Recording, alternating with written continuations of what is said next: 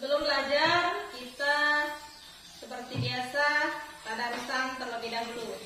Silakan dikeluarkan Al-Qur'annya. Siapa yang mau baca? Sebelum temannya membaca Al-Qur'an, yang lain silakan disimak. Jangan ada yang bersuara. Bismillahirrahmanirrahim. Ara'aital ladzi yukadzibu bid-din, fadzalikal ladzi yad'ul yatim, wa la yahuddu 'ala ta'amil miskin, fawailul lil musallin, alladzina hum an salatihim sahun, alladzina hum yura'un wa yamna'unal ma'un. Shadaqallahu. Mau baca? Saya kok, silakan.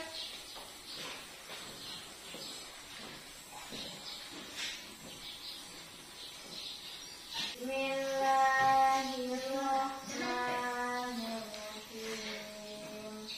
Li'ilafi Quraisy ilafihim rihlatas syita'i was-shayf, falyabudu rabb hadzal bait alladzi at'amahum min ju'in wa amanahum min khawf. Shadaqallahul azim.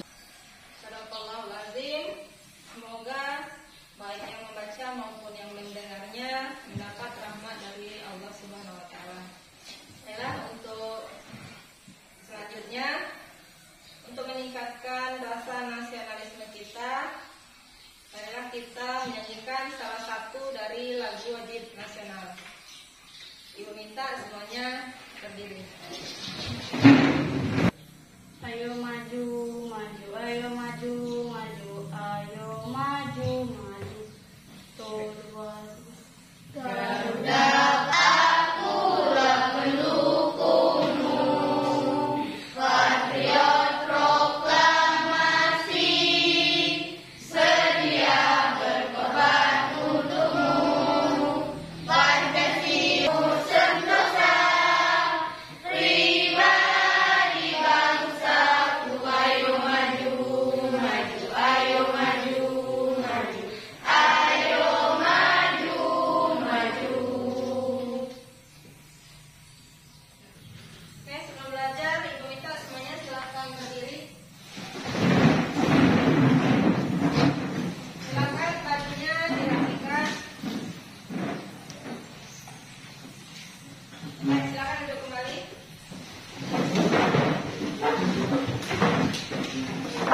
Mau absen dulu ya. Untuk hari ini hadir semua? Hadir. Tidak ada yang absen? Tidak ada. Oke, kalau tidak ada yang absen, kita mulai belajar ya. Untuk tujuan pembelajaran kita pada hari ini, yang pertama, kalian mampu menjelaskan pengertian dan ketentuan sujud sahwi. Kemudian yang kedua, kamu mampu menjelaskan pengertian dan ketentuan sujud syukur. Dan yang ketiga, menjelaskan pengertian dan ketentuan dari sujud tilawah. Jadi ini tujuan pembelajaran yang harus kita capai pada hari ini ya. Semuanya, sebelum kita belajar, Ibu mau menceritakan suatu kisah yang melegenda pada pada zaman dahulu. Dahulu kala ada seorang bijak yang bernama Nasaruddin. Nasaruddin ini pada suatu hari mau melaksanakan sholat zuhur. Ketika di dalam perjalanan ia membawa serta keledai kesayangannya. Nah, ketika itu belum ada mobil atau motor ya. Jadi keledainya ini dia parkir di depan masjid. Ketika dia selesai sholat, keluar dari masjid, tiba-tiba melihat kalau keledainya tadi hilang. Ketika itu dia bertanya dengan penjaga masjid yang berada di luar ya. Ketika ditanya, ternyata kata penjaga tadi ada seseorang yang sudah membawa keledainya. Jadi Nasaruddin berpikir kalau keledainya itu dicuri, bukan karena lepas dari ikatan. Dia bertanya kepada sang penjaga, mengapa Anda biarkan orang itu membawanya? Nah, kemudian sang penjaga tadi menjawab kalau dia tidak tahu kalau itu milik Nasaruddin tadi. Jadi sang penjaga menyangka kalau pemilik keledai itu adalah orang yang membawa keledai tadi.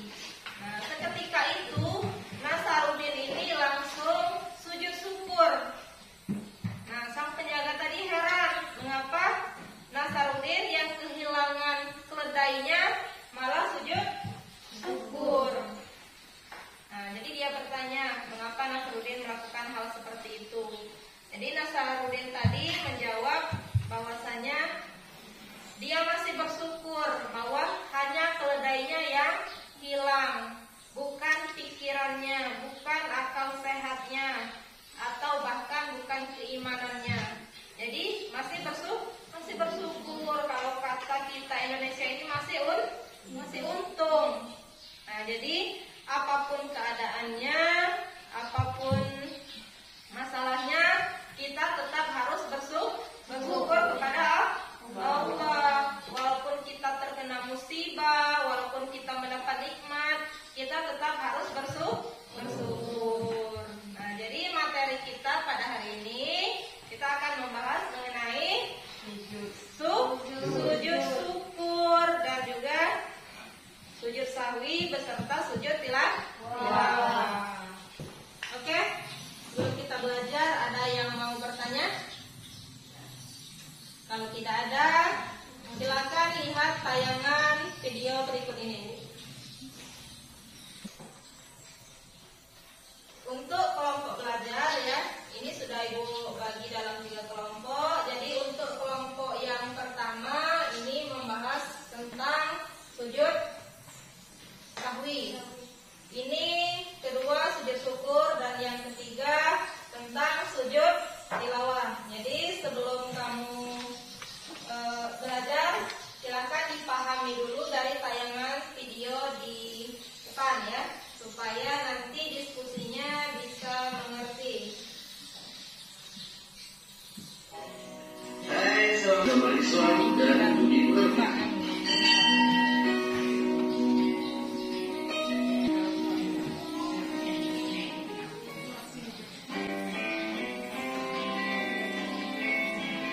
Bahasan kita kali ini adalah sujud sahwi, syukur, dan sujud tilawah. Sujud sahwi adalah sujud seseorang yang sedang berada dalam kondisi sholat, kemudian ada yang dilupakannya.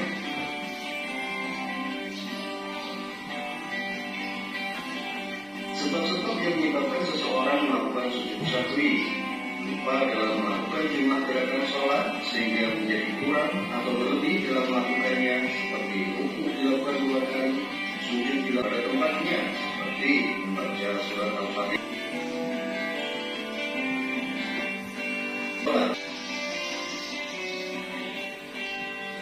Kemudian bersujud dan membaca tasbih seperti ketika sholat.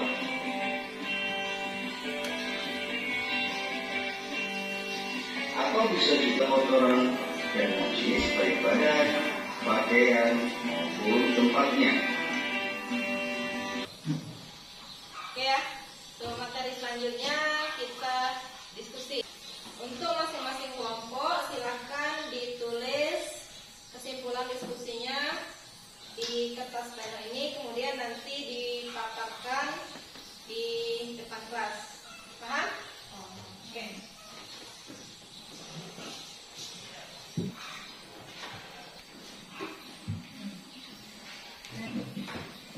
Materinya akan Ibu sampaikan ya. Silakan disimak. Akan dimulai diskusinya berdasarkan materi yang sudah Ibu bagikan. Silakan.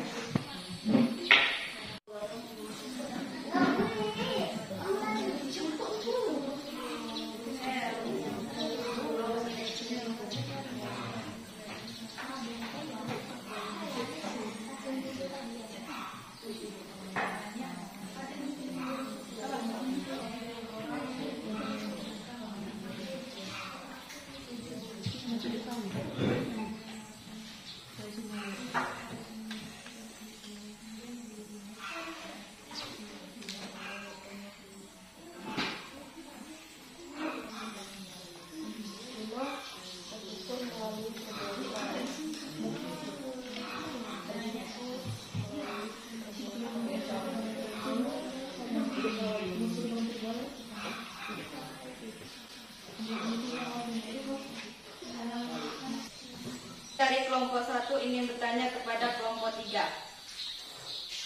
Bagaimana kalau kita mendengar ayat sajadah di audio masjid, apakah kita harus sujud tilawah? Baiklah, kami dari kelompok 3 akan menjawab pertanyaan dari kelompok 1 tentang sujud tilawah. Tidak perlu, karena syarat-syarat sholat tilawah bagaimana syarat sholat, yaitu suci dari hadas dan najis. Saya dari kelompok 2 ingin bertanya ke kelompok 1 tentang sujud sahwi. Bagaimana kalau lupa melakukan sujud sahwi, padahal kita ragu dalam bilangan rakaat sholat? Apakah sholat kita sah? Baiklah, saya akan menjawab pertanyaan dari kelompok 2. Tetap sah, karena sujud sahwi hukumnya sunnah. Respon. Ngantuk. Oke. Kalau ngantuk semuanya berdiri.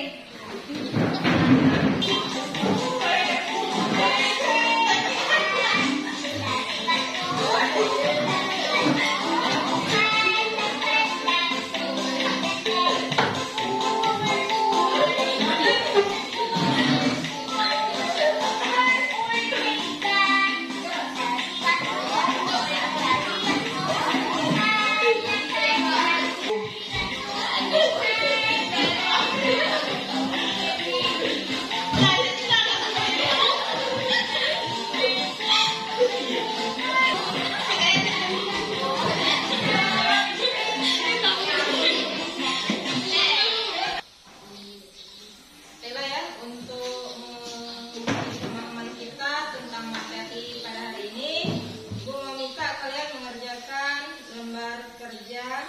Ibu kasih waktu 10 menit. Silakan dikerjakan sendiri-sendiri. Iya.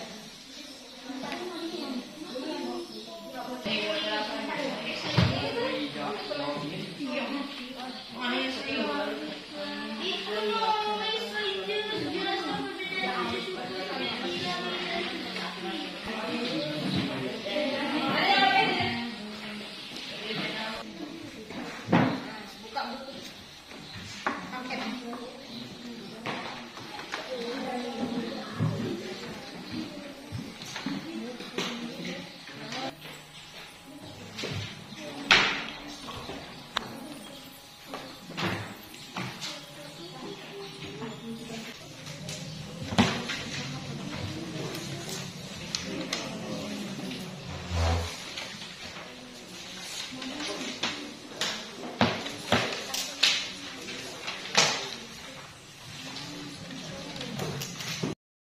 Selesai latihannya? Sudah, silakan dikumpul perwakilan kelompoknya.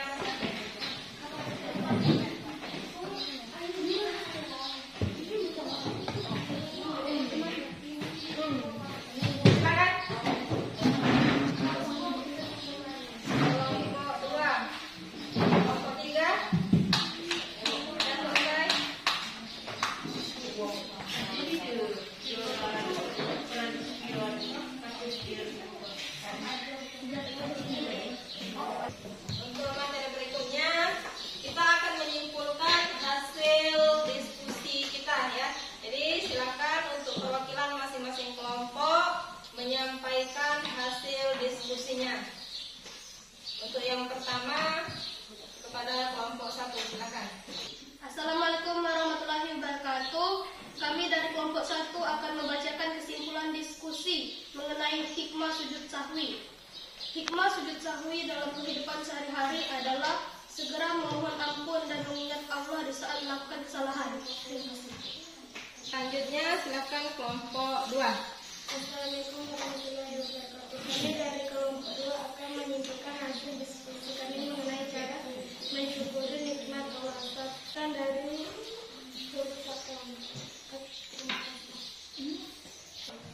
Assalamualaikum warahmatullahi wabarakatuh. Saya dari kelompok 3 yang menyampaikan hasil diskusi kami. Cara melakukan sujud tilawah, caranya adalah melakukan sujud tilawah, mengucapkan zikir kembali dan melanjutkan bacaan ayat tersebut untuk melanjutkan sholatnya sampai salam. Waalaikumsalam warahmatullahi wabarakatuh. Untuk masing-masing perwakilan kelompok silakan menempelkan kertas plenonya ke papan tulis. Silakan perwakilannya.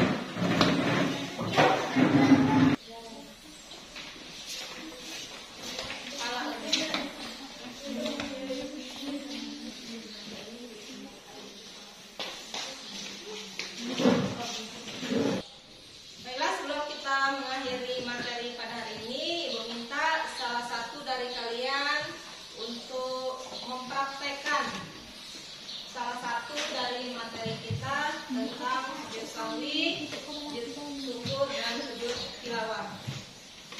Siapa yang mau? Silakan. Saya, Bu. Oke, silakan maju ke depan.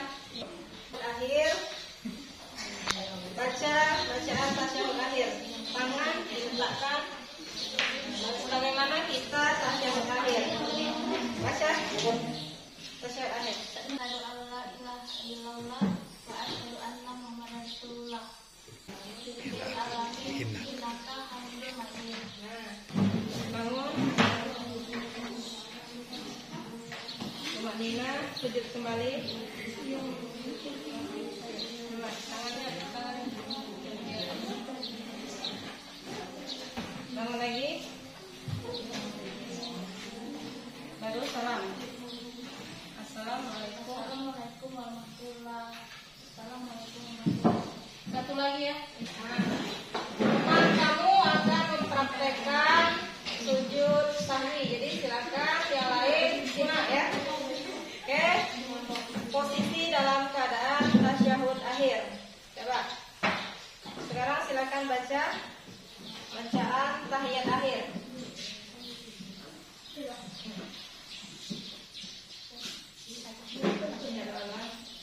Asyhadu an la ilaha illallah wa asyhadu anna Muhammadar Rasulullah. Allahumma shalli ala sayyidina Muhammad wa ala ali sayyidina Muhammad. Silakan. Nanti. Ya, bangun. Nah, jadi duduk tumakninah ya. Maksudnya duduk sejenak, jangan langsung sujud lagi. Kemudian silakan sujud kembali dengan membaca Subhana mala yanamu wala yasku 3 kali. Subhana mala yanamu mala yanamu wala yasku. Subhana mala yanamu wala yasku. Subhana mala yanamu wala yasku. Assalamualaikum. Jadi